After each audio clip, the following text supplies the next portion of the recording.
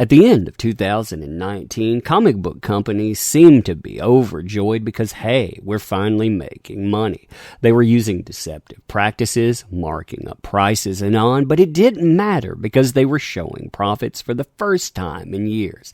Unfortunately for them, the numbers have come out for January 2020, and when you compare those versus January 2019, that trend, it just doesn't hold. Hey there, so today we are returning to that wonderful world of comic book numbers. And one thing that I need to clarify while we're looking at that is this.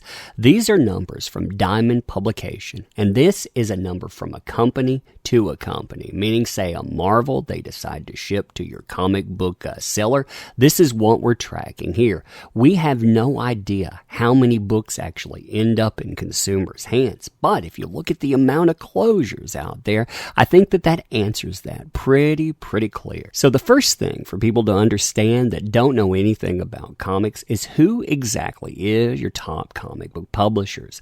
Now these numbers are broken down into two things. You have retail market shares and unit market shares, or your dollars earned and your units moved. If you look at the publishers in the retail market share, you'll notice that Marvel is almost 40% of your comic book market. This is followed up by DC Comics having around 29%. Image, they have dropped from a 10% to when Walking Dead, they ended up hitting the door, going into about 5.6%. IDW, they actually recovered a little bit. They've gone from the depths of despair to going back into fourth place at 4%. And then you can see who fills that out. When it comes to unit market share, it's almost the same way, with Marvel Comics coming in at 46.67%, while they had the retail market of around 40. DC Comics coming in at 29%, again, just like the retail. Image Comics coming in at the exact same placement for their unit market share, and IDW coming in at a 3% instead of 4% for the retail market share. You see Boom and Dark Horse actually switching out, but like I said, you have a lot of mirroring in this. There's a lot of stability in ranking because the big companies, they stay big. Smaller companies, they jostle for spot. Now, when it comes to comparative sales statistics or how to look at the market and to gauge exactly where it is, I don't like going month to month. I like to go year to year. I mean, month to month, that gives you an accuracy here. So we knock out the January 2020 versus December 2019, and we look at January to January. Over the year, that'll fill out. We can look at the entire year from that. The other thing to ask is what we're looking at, dollars and units. Remember, if units goes down, but dollars goes up, what they're telling you is they're raising prices. Demand is down, but money is still coming in. You got a problem, and that's a thing that this market does a lot. So what you see here from January 2020 versus January 2019, comics, that means single comics, the dollars earned has gone down negative 6.7%, and the units, they've gone down and negative 8.64%. So you had that right across the board. Now, graphic novels, they're the perfect illustration of what I was just saying. Unit demand hasn't gone up at all. People don't really want more of it, but the money that's being made, it did go up 5%. So that says higher pricing points, making more money here.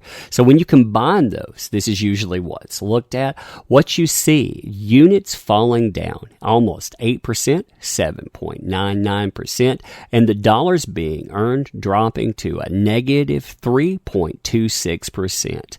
You also notice, just to add this in, that toys are actually going up. Again, pricing, you've seen how much some of this stuff costs, with demand going down 16% over it. Making more money, less people wanting. Says something, doesn't it? Now, another thing that I find particularly fascinating are the new titles shipped, because we had all of these companies except Marvel telling us they were going to back off. They made promises about it. Well, look at these numbers. It looks like DC and other comic book companies, yeah, unless they're having problems, they out and out lied. Marvel here, for example, they push out 101 new titles. They have 56 graphic novels for 157 total different items shipping. You have DC Comics right under that. They push out 98 comics shipped, 30 graphic novels for 128 different items shipped. IDW, they're pushing that number up again too. 35 comics, 16 graphic novels for 51 total shipped. Image is right under that with 43 and 7 for 50. And you just go down the board for the total within a month. And think about being a comic book shop in this.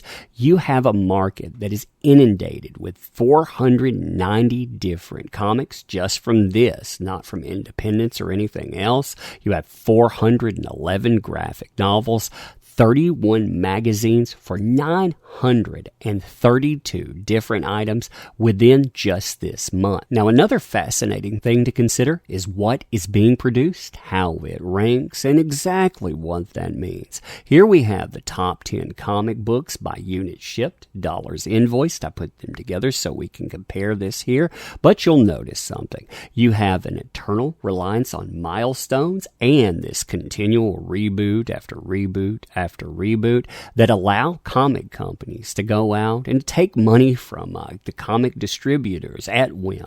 You see, for example, Wonder Woman 750. This is a milestone. Pricing point, $9.99. That's right, one comic, $9.99.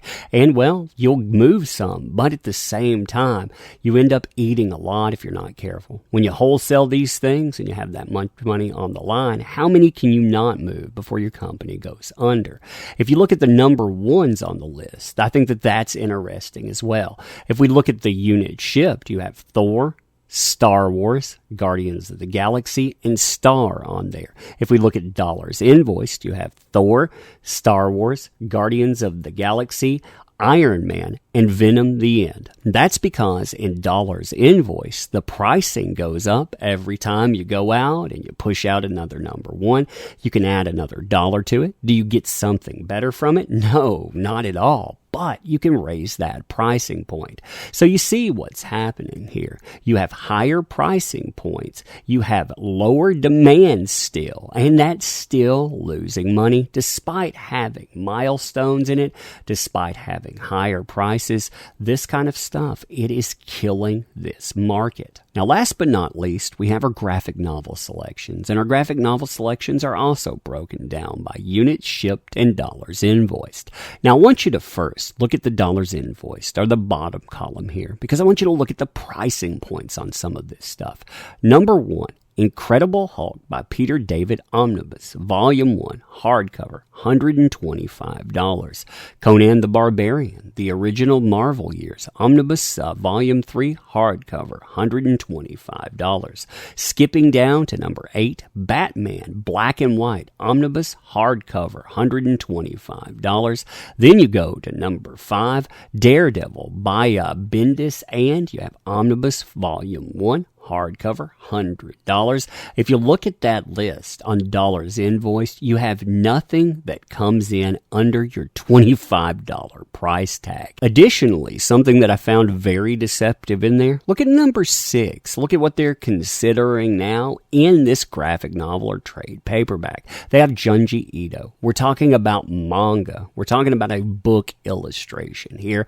That's being included. So you have a list of things that are older books that are being reprinted. You actually have manga being added into that. But hey, of course, that somehow in some way says the new market is doing great. Now, when it comes to the newer books, are units shipped in this? I find a couple of things fascinating. First, I find that they're doing the same thing with manga at number 7. My Hero Academia, Volume 22, graphic novel. They put this in like this is part of this American mainstay push.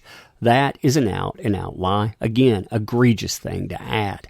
Another thing is the amount of money you save by trade paperback waiting. If you look at Absolute Carnage, for example, that was their big event for this year. If you didn't buy it in your single issues, you save well over $100 picking it up at number 1. So why wouldn't people do so?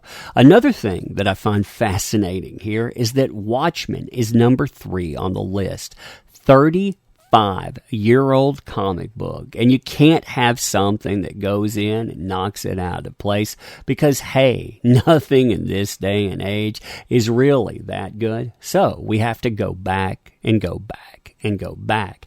And maybe that's the problem too. You have to add in other things to pad the numbers like manga. You have to go out and raise pricing points by going and re-releasing old material because this newer material, it underwhelms, and it underwhelms spectacularly to the point that we've had 3 years now of loss. Imagine that. 3 years of loss when it comes to demand, and it doesn't seem like it's ever going to get any better. But anyhow, you tell me what you think about all of this stuff. I'm curious how you see this, and will it ever get better? When will we see this decline stop, if ever? Also, I want to briefly say that I appreciate you showing up. Few people say that anymore. I truly, truly believe that you make endeavors possible. You make this work, so thank you sincerely. If you want to help the channel out, you know that drill with subscribing and on, but you just being here matters. So I won't monopolize your time. I just wanted to say that, and we'll be doing this again soon. So thank you. Check that out if you want.